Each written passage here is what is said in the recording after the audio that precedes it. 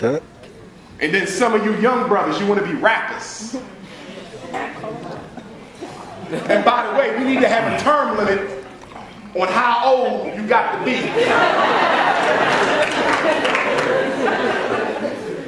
Because the next time I run into a 40-year-old rookie rapper, I'm going to lock his ass up. Okay?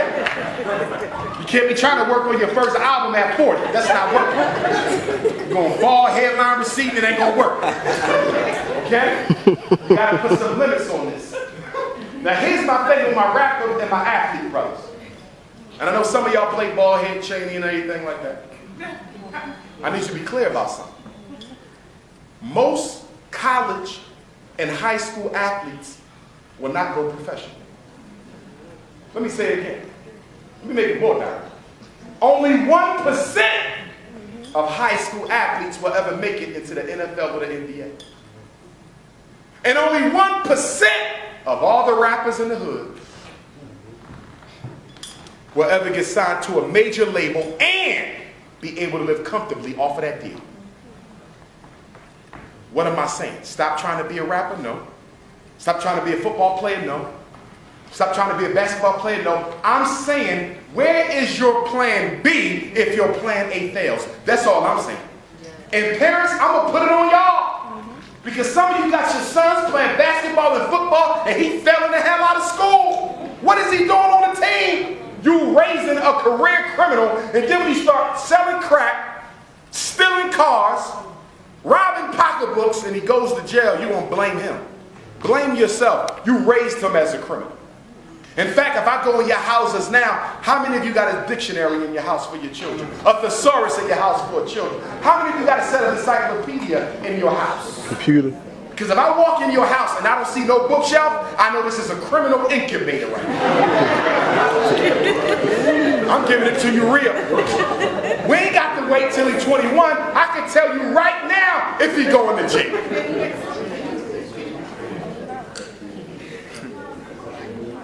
I've spoken in every prison in Philadelphia, every single one. Every prison in Philly I've been in, I've spoken with the inmates. And you know what never ceases to amaze me? I don't care what prison I go to. CF, House of Corrections, PIC, the one up there on 17th and Lehigh. You know, they even got jails in the hood. You don't even know they jails.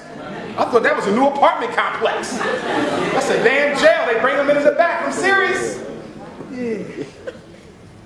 And whenever I talk to the brothers and sisters, because black women, you're the fastest growing group in incarceration population. Every time I look in the group, I see 4 or 5 faces of young bucks who was in my schools when I was principal or school psychologist, who thought everything was funny, who said, Dr. Umar, I don't need to get my learn on, I got another way to get money, and now they see me now. What you doing in here, man? You was right, Doc. Can you write a letter to the judge? It's sad, because I saw him in 3rd grade, and I ain't see nobody doing nothing about it. Mommy and Daddy thought it was cute. I saw him in the 6th grade. Nobody doing nothing about it. I don't have to wait till they 20. I can tell you at 10 if the boy gonna do time or not, based on how he being raised. I'm a parent too. We all come in 3 types. Black, white, rich, and poor. You got passive parents, you got aggressive parents, and you got balanced parents. A passive parent is a parent who loves their child and don't give them no damn discipline. He get whatever he want for Christmas, whatever she want for Easter, whatever for their birthday. They get all the love and all the hugs, and that's my baby, and they can have anything but they want, except discipline, except responsibility, accept accountability. Those of you who think it's cute to spoil a black child, you think it's cute? My son's spoiled. I gave that boy everything I never got from my parents, but you just messed him up. Because a man is supposed to be a provider. A man is supposed to be able to work. He's supposed to have an ethic and a discipline. And if you spoil him, he never becomes a man. Overgrown boy for life. That's the passive parent. Tends to be female, but we have some males. And then on the other end, we got the aggressive parent. Tends to be fathers, but it can be mothers. These are parents who are strict, they are firm, they demand the best, they give out consequences, They do not play. Those children grow up to be successes. They become doctors and lawyers and business owners. They accomplish some of the most creative things we've seen in our life, but they're also some of the biggest drug addicts undercover, biggest cigarette smokers undercover, biggest shopaholics undercover, biggest depressives undercover. What was the difference? Both parents were out of balance. The passive parent had all love and no discipline. The aggressive parent had all discipline and no love. The only healthy parent is the one in the middle. That's the balanced parent. And what is a balanced parent? Is a parent who knows when to be aggressive and when to be passive. And it's an art to being a parent. It's not a skill, it's an art, because you got to perfect the interaction with those group of children. I could give you my 2 daughters and you might do a great job. You could give me your 2 sons, I might do a great job. But can I do a great job with my own? And can you do a great job with your own?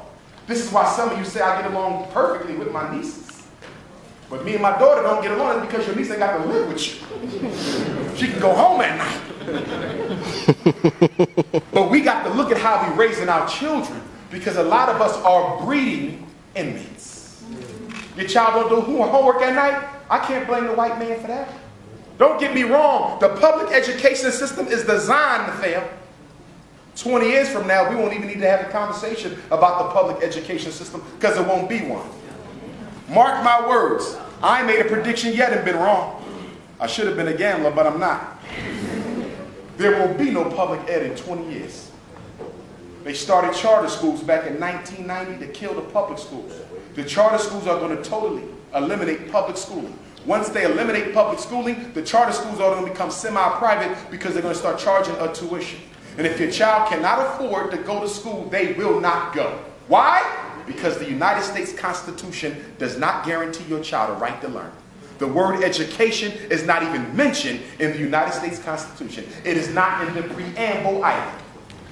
And there's a lot of white folk in this country who are sick and tired of their tax dollars going into the hood to teach black children. Why is so much money going into education when the Constitution of this country does not require it? That means black folk better get ready to start educating their own children. Because one day we're going to wake up and there will be no schools. And if you think you got a mass incarceration war now, what's going to happen when your kids are at home all day when you at work all day? Right now they get locked up from 3 to 7. What's going to happen when they home all day and they can be locked up from 7 a.m. to 7 at night? And that's why I'm trying to build the Frederick Douglass and Marcus Garvey Academy. That's why. Because I know what's coming. I see the writing on the walls, brothers and sisters. And I want to be prepared when it shows up. So what are we going to do different at the Frederick Douglass Marcus Garvey Academy? People say, Dr. Umar, don't we already have enough schools? Why do we need one more? Well, number one, mine is going to be residential. I want the kids to stay with me. I don't want them coming back home to you. Nope. Because you're the one who messed them up in the first place. I'm just going to keep it real. Right. Even if you got your kids doing homework, even if you go pick up the report cards, some of y'all still got white Jesus on the wall. You're still messing them up.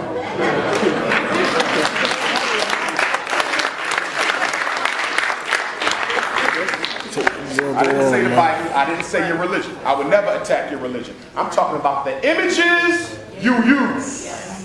Because no people who respects themselves will ever worship their creator in the image of their oppressor. You've never seen a people come out from oppression. When the enemy and the deity are twins, we have a problem. Right. Fuck that. So that's why they can't come home to you. If I educate your child from 8 to 3 and send them home with you from 3 to 8, everything I just taught gets taken back through scandal, basketball wives, husbands of Hollywood, and empire. Lucius Lyon will mess up my damn soul.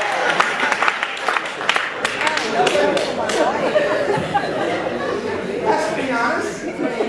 Half y'all ain't got no control over your children. Can we be honest? I'll never forget, I was a school psychologist at West Philadelphia High School. And this boy was disrespecting his mother. The mother called the father. I'm sitting in there with the white folks. the father showed up. He cursed his father out in front of white folks. And I'm sitting there like I could only imagine. Come on in, ladies. If I could try something like that with my father. My father was a drill instructor for the United States Marine Corps. He is the first guy you see when you get off the bus as a new recruit. He got on that big hat. And he's screaming at you, and yet that was my dad. That's probably why I'm a psychologist.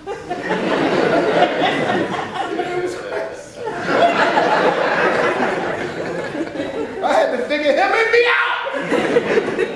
But my point is, because my father held the discipline, I wouldn't be where I'm at now. 6 degrees from 3 white colleges who couldn't stand my guts.